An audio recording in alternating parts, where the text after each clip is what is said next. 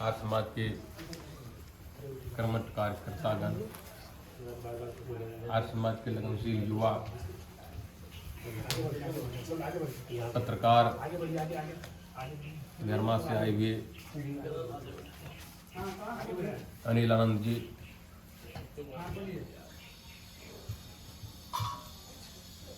हमारे बीच उपस्थित आज समाज के लगनशील शिक्षक श्री धनेश्वर प्रसाद जी, श्री शर्मिंदो आर्य जी, हमारे बड़े भ्राता आज समाज के लगनशील और आज समाज के अधिकारी पूज्य डॉक्टर जवाहरलाल आर्य जी, आज समाज के लगनशील युवा और प्रधान जो हमारे बीच उपस्थित हैं श्री राजकुमार आर्य जी, अन्य उपस्थित सज्जनों तथा हमारे प्यारे बच्चों, आप सभी का मैं नमन करता हूँ। परमात्मा की अपार कृपा है कि हम सभी बड़े प्रेम और श्रद्धा के साथ यज्ञ संपन्न किया। हम महर्षि विद्यानंद की ऋणी हैं, जिसने हमें वेद का मार्ग बतलाया और धर्म के वास्तविक स्वरूप को उन्होंने बताया। हम सभी अज्ञानता और आडंबर में भटक रहे थे, लेकिन महर्षि दयानंद जी महाराज ने सही रास्ता हमें दिखलाया। महर्षि दयानंद ने सत्यार्थ प्रकाश में लिखा है कि मेरा किंचित लेस मात्र भी हमारा उद्देश्य नहीं है किसी नवीन मत का चलाना। नवीन मत का चलाना महर्षि दयानंद जी महाराज का उद्देश्य नहीं था। महर्षि दयानंद जी महाराज चाहते थे कि सत्य का प्रकाश हो, लोग यथार्थ को जाने, वास्तविकता को जाने।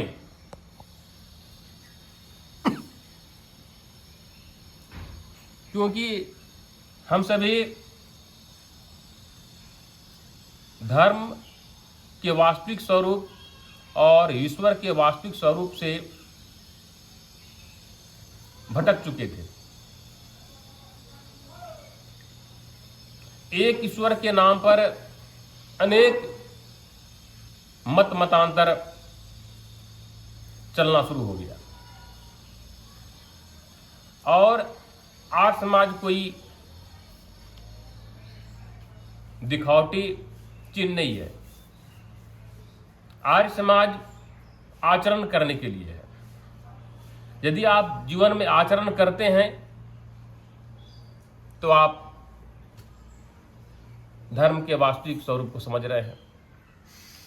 यदि आप दिखावटी करते हैं, इसका मतलब कि आप धर्म से अलग हो चुके हैं। जितने भी मत मतांतर हैं, सब में केवल यह है कि आप उसको मान लीजिए, आचरण करें या न करें, केवल मान लेना है। पौराणिक मत में देखिए, पौराणिक मत में क्या है? पौराणिक मत में आपको जो करना है कीजिए। आपको मांस खाना है, आपको शराब पीना है, जो करना है कीजिए। लेकिन आप पूजा पाठ कर रहे हैं, मंदिर में जा रहे हैं, तो आप धार्मिक कहलाते हैं। आप बहुत बड़े धार्मिक हैं।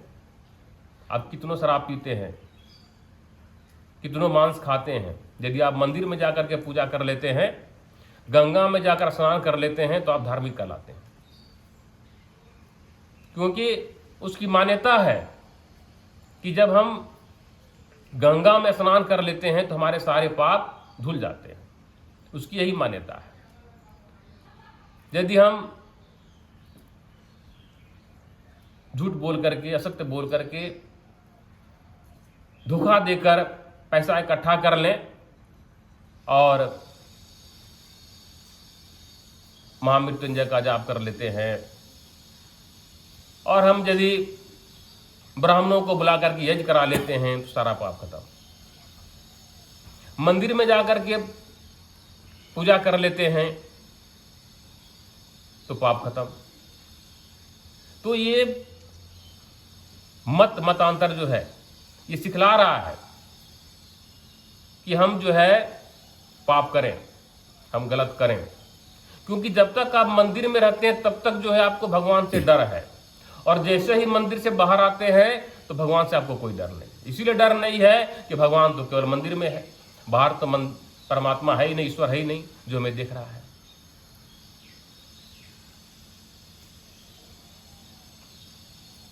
तो ये पाप कर्म जो है ये कौन सिखलाता है? ये मतांतर ही सिखला रहा है। जब हम परमपिता परमात्मा को साकार मानते हैं, परमपिता परमात्मा को हम मंदिर में मान लेते हैं, तो मंदिर तक तो हमको डर है कि परमात्मा हमें देख रहा है।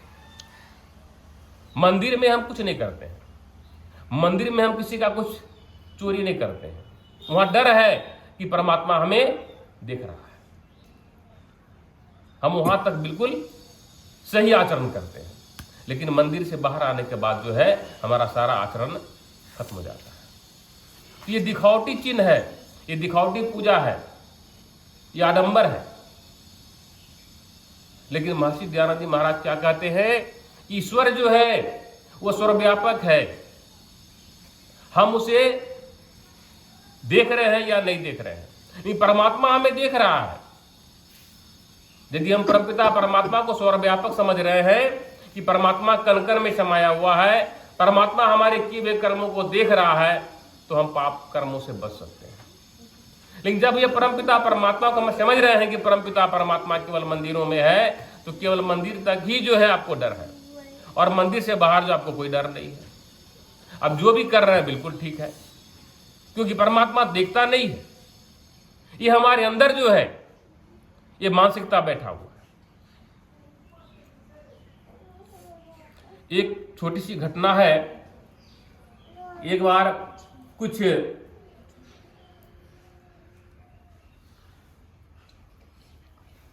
डाकू जो है रात में घूम रहे थे,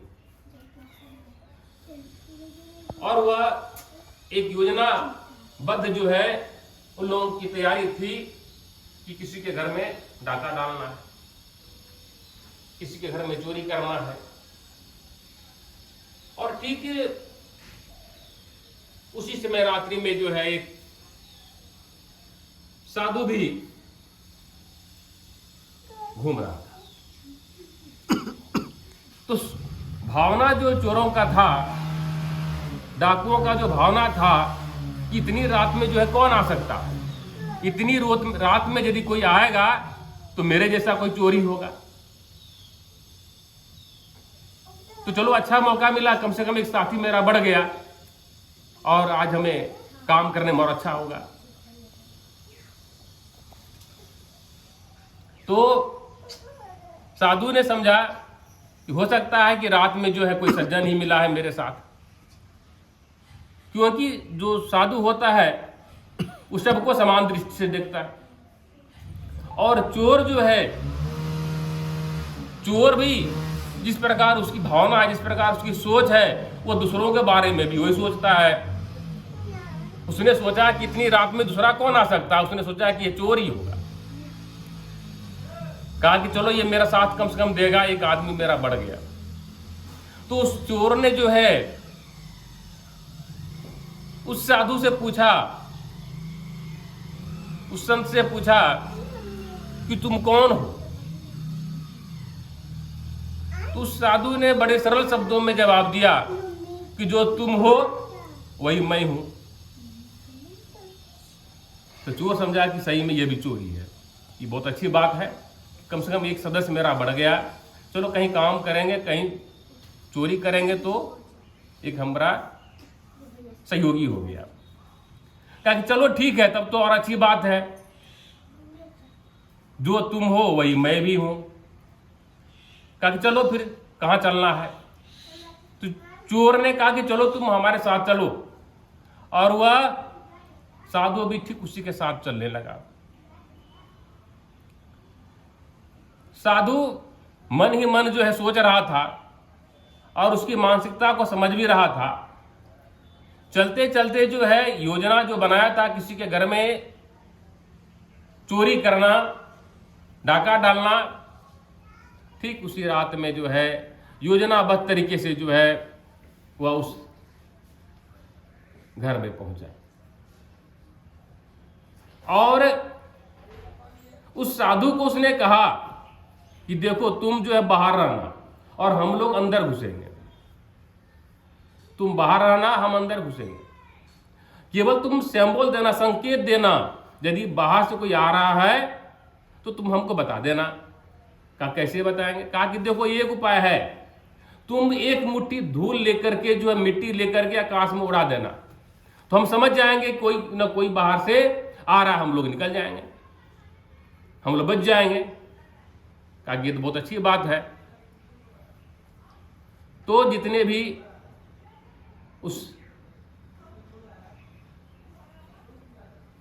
उसमें डाकू जितने भी थे उन लोगों ने घर में प्रवेश किया और वह अब जगह पर पहुंचने वाला था जहां पर सोना चांदी रखा हुआ था, पैसे रखा हुआ था। और वह साधु जो था घर के बाहर था। तो साधु का जो स्वभाव था वो सज्जन था और साधु तो कभी चोरी करता नहीं है, न चोरी करने का सलाह देता है। तो वो लोग जो है जैसे अब काम अपना स्टार्ट करता है, अब जो है वो माल सोना चांदी निकालता, ठीक उसी समय जो है उसने साधु ने एक मुट्ठी धूल लिया और आकाश में उड़ा दिया। अब जैसे ही ये डाकू जो है देखा धूल उड़ाते हुए तो समझ गया कि बाहर से कोई आ रहा है, इसका मतलब हम लोग पकड़े जाएंगे और मारे जाएंगे। और ये डाकू जो है सब बाहर निकल गया। तो जैसे ही बाहर निकला तो देखा कोई नहीं था। कहा कि अरे तुम धूल क्यों उड़ा दिया? जब कोई आ नहीं रहा था तुम धूल क्यों उड़ा दिया? हमारा सारा किए हुए पर पानी फेर दिया तुमने।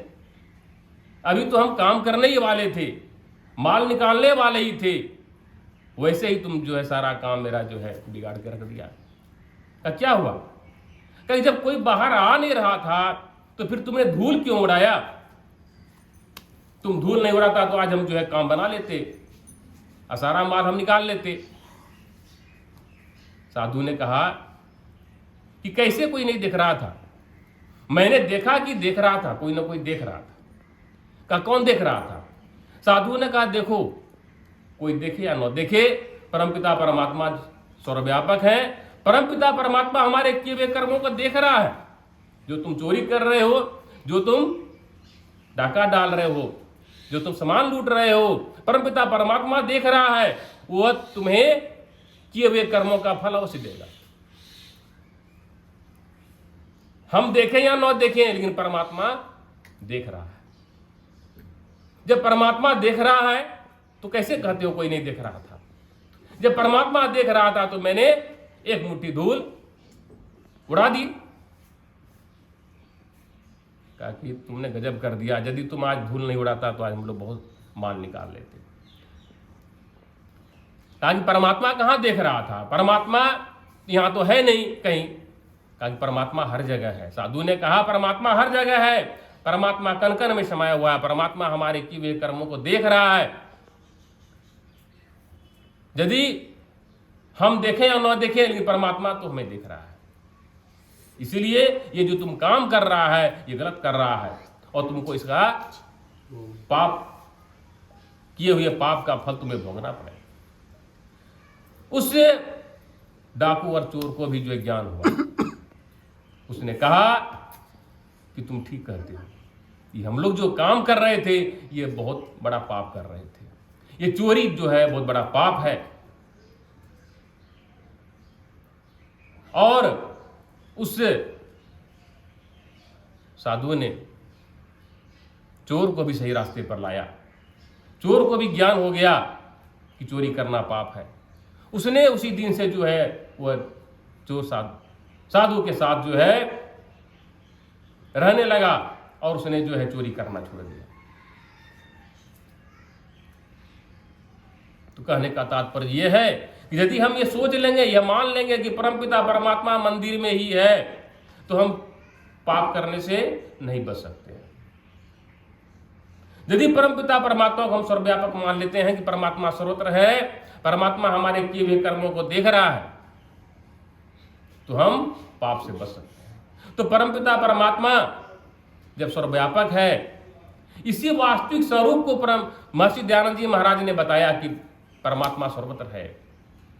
परमात्मा एक देशी नहीं है, हम अल्पज्ञ हैं, हम बहुत कम जानते हैं, लेकिन परमात्मा सर्वज्ञ है, परमात्मा सब कुछ जानते हैं।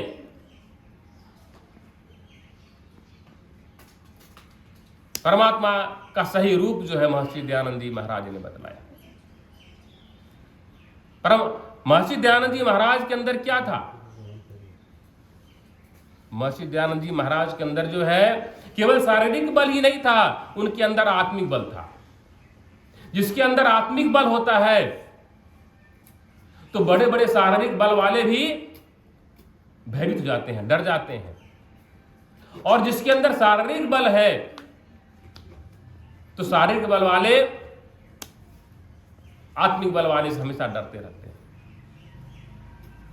तो महर्षि दयानंद जी महाराज के अंदर आत्मिक बल था। महर्षि दयानंद जी महाराज कभी किसी से डरते नहीं थे।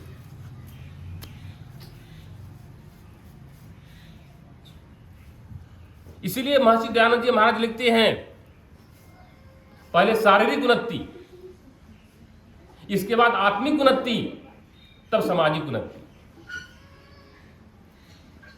शारीरिक उन्नति के बाद आता है आत्मिक उन्नति। यदि हम आत्मिक उन्नति नहीं कर सकते हैं तो सामाजिक उन्नति भी नहीं कर सकते। हमारे भी शारीरिक बल है, आत्मिक बल नहीं है, तो हमारा प्रभाव कुछ नहीं है। अभी भारत के प्रधानमंत्री नरेंद्र मोदी हैं, इनके अंदर आत्मिक बल है, इनके अंदर आत्मिक बल है और इनका प्रभाव पूरे देश में काम कर रहा है। यह आत्मिक बल कहलाता है।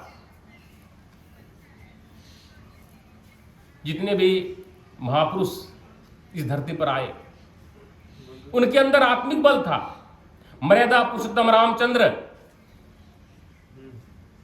मर्यादा पुरुषोत्तम रामचंद्र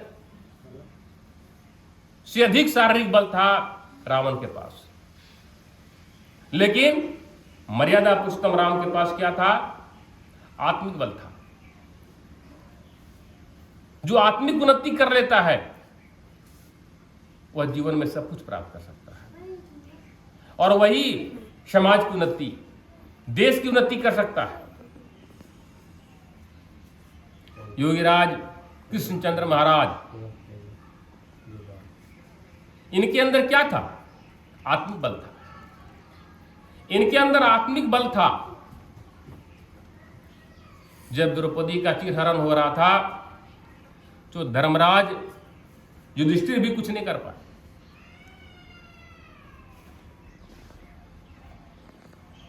भीष्म पितामह भी कुछ नहीं कर पाए। बड़े बड़े शक्तिशाली योद्धा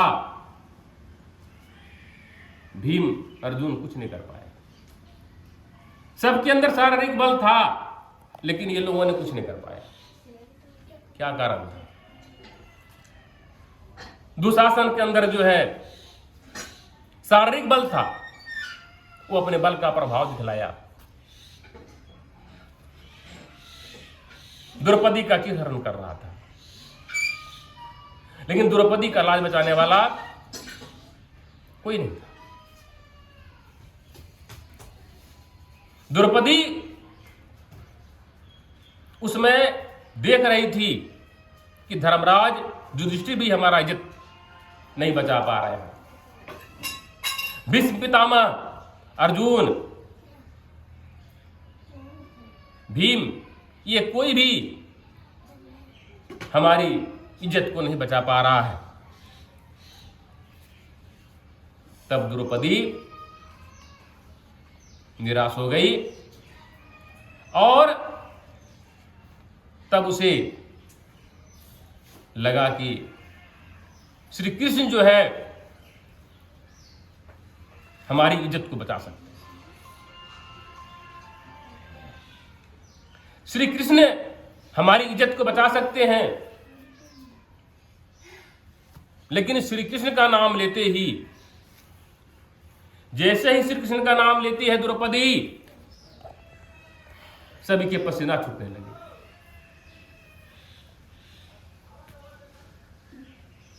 श्री कृष्ण का नाम लेते ही सभी का पसीना छूटने लगा। क्या कारण था? श्री कृष्ण के अंदर आत्मिक बल था। आत्मिक बल जिसके अंदर होता है, उसका नाम सुनते ही लोग डर जाता है, भयभीत हो जाता है। श्री कृष्ण के अंदर जो है आत्मिक बल था और द्रौपदी का इज्जत उसने बचाया।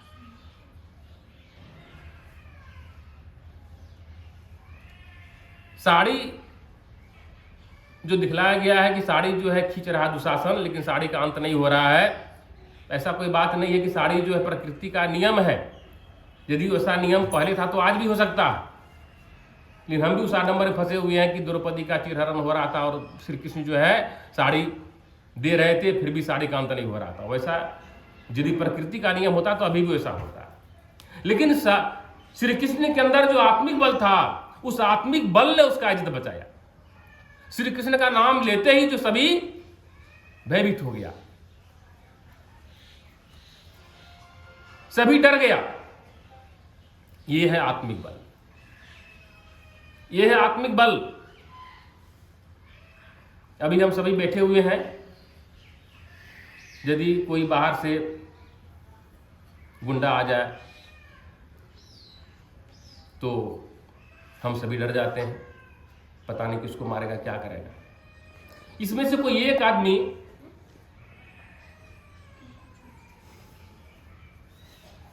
विधायक को फोन लगाता है, कोई एमपी को फोन लगाता है, कहा ठीक है तुम को जो करना है करो, हम अभी विधायक से बात करते हैं, हम अभी मुख्यमंत्री से बात करते हैं। अब हम मुख्यमंत्री से बात कर रहे हैं, उसको डर हो जाता है कि इसका पहुंच मुख्यमंत्री तक है। मुख्यमंत्री यहां आए या ना आए, हमारा हेल्प करे या ना करे, लेकिन मुख्यमंत्री का नाम सुन करके जो है वो डर जाता है, वो अपराधी डर जाता है।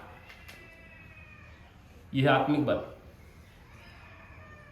यह है आत्मिक बल कि जिसका नाम सुनते ही अपराधी भी डर जाता है, अपराधी भी भयभीत हो जाता है। यह आत्मिक बल है। तो हमारे अंदर क्या है? आत्मिक बल का कमी है। महर्षि दयानंद जी महाराज लिखते हैं कि सर्वप्रथम शारीरिक उन्नति और इसके बाद आत्मिक उन्नति करो। आत्मा का शक्ति, आत्मिक बल हमारे अंदर इतना ऊंचा उठाओ ताकि हमारा नाम सुनकर के लोग डरे, भयभीत हो। और जिसके अंदर आत्मिक उन्नति होगा वही समाज का उन्नति कर सकता है और वही आदमी राष्ट्र का उन्नति कर सकता है। आज कोई भारत का राष्ट्रपति है, कोई भारत का प्रधानमंत्री है, तो रातों रात जो है कोई राष्ट्रपति नहीं बन जाता है, रातों रात कोई प्रधानमंत्री नहीं बन जाता है। उसके अंदर आत्मिक बल है। उन्होंने बहुत संघर्ष किया, अपने जीवन में बहुत लोगों का सहारा बना, उसके अंदर आत्मिक बल बढ़ा और आत्मिक बल बढ़ने के कारण जो है आज वह राष्ट्र में, राष्ट्र को चला रहा है, देश को चला रहा है। उसका नाम, उसका यश चारों ओर फैल रहा है। तो महर्षि दयानंद जी महाराज का उद्देश्य था कि हम जो है परमपिता परमात्मा को सर्वव्यापक समझें और जो वास्तविकता है, जो यथार्थ है, उसको जाने। लेकिन हम सभी जो है वास्तविकता से दूर हो रहे हैं, यथार्थ से दूर हो रहे हैं और केवल काल्पनिक की ओर भाग रहे हैं। जिसके अंदर आत्मिक बल बढ़ जाएगा वह सारे अंधविश्वास, रूढ़िवादी परंपरा से दूर हो जाएगा। जन्म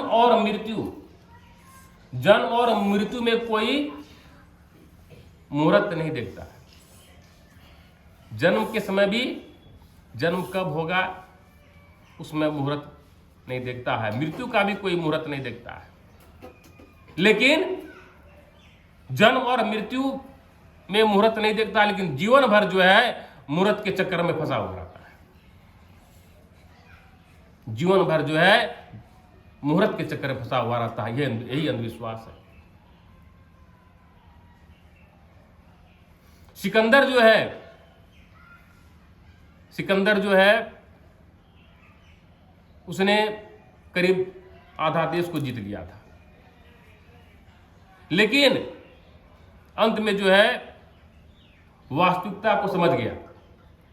वास्तविकता क्या है समझ में उसको आ गया। वास्तविकता को क्या समझा कि जब ये मृत्यु की शैया पर पड़ा हुआ था तो वैद्य भी जो है उसको ठीक नहीं कर सका। वैद्य भी, डॉक्टर भी उसको ठीक नहीं कर सका। और सिकंदर अंतिम समय में कहा कि मेरी 3 इच्छाएं हैं, मेरी 3 इच्छा है। तो वहां बहुत सारे लोग बैठे हुए थे। बोले बताओ, आप तो महान प्रतापी राजा हो, तुमने कई देशों को जीत लिया है, क्या इच्छा है बताओ, तुम्हारे लिए सारी इच्छाएं पूरी होगी। सिकंदर ने कहा कि मेरी पहली इच्छा यह है कि जब मेरी मृत्यु हो जाए तो मेरा जनाजा का कंधा जो है राजा भी लगाए, ये डॉक्टर भी लगा, ये वैद्य भी हमारा जनाजा का कंधा लगाएगा। ये कौन सी बात है? क्या इसीलिए ये डॉक्टर, ये वैद्य भी जो है किसी को नहीं बचा सकता है, मृत्यु से किसी को नहीं बचा सकता। सारा दुनिया देख लेगा, सारा दुनिया जान लेगा कि मृत्यु से ये डॉक्टर भी नहीं बचा सकता है, वैद्य नहीं बचा सकता है। इसीलिए ये हमारा कंधा लगेगा, ये हमारा कंधा जनाजा का कंधा देगा। ये कहा चलो ठीक है, दूसरी इच्छा बोलो। कहा दूसरी इच्छा हमारी यह है कि जब हमारी जनाजा को उठा करके जो है यहां से श्मशान भूमि तक ले जाया जाएगा तो जितना दौलत है उस रास्ते में बिखेर देना, फैला देना। कहा कि ये क्यों?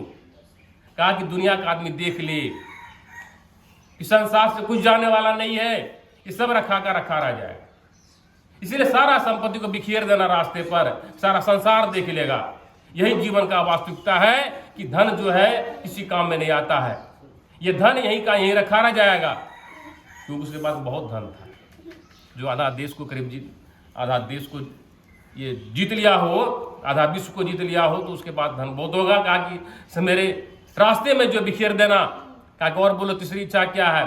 कहा कि तीसरी इच्छा यह है कि जब मेरी जनाजा को ले जाया जाए तो हमारे दोनों हाथ बाहर कर देना। कहा कि ऐसा क्यों? इसीलिए कि दुनिया देख ले कि कोई कुछ लेकर नहीं जा रहा है, मेरा खुला हुआ हाथ जनाजा से बाहर कर देना, जो कि लोग देख ले कि हाथ खुला है, ये कुछ लेकर नहीं जा रहा है। ये 3 इच्छाएं थी। तो जीवन के वास्तविकता को लोग अंत में समझ रहा है। तो वास्तविकता को समझना है। महर्षि दयानंद जी ने ये नहीं कहा कि तुम जो है किसी नवीन मतांतर को तुम मानो या हम जो कहते हैं उस बात को मानो। उन्होंने कहा कि मेरा कोई नवीन मत नहीं है, मेरा मत एक ही मत है, वेद मत है, वेद का पालन करो। यही वास्तविक स्वरूप है। परमात्मा के वास्तविक स्वरूप को समझो, धर्म के वास्तविक स्वरूप को समझो। यही सत्य सनातन धर्म है। इसी को सनातन धर्म कहते हैं। यही सनातन धर्म जो है ये सृष्टि का आदिकाल से है और अनंत काल तक रहे। इतना ही बोलकर मैं अपनी वाणी को विराम